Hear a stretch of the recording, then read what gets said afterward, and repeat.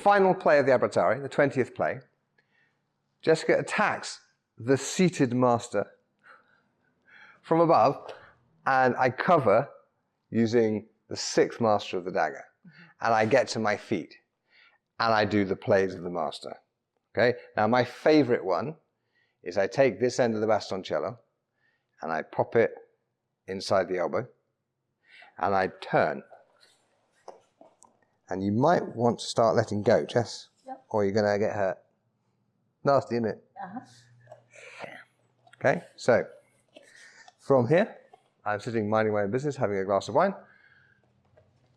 Cover, arms fully extended, get to your feet and strip the dagger. Yeah, and from there, of course, you can do whatever plays you like.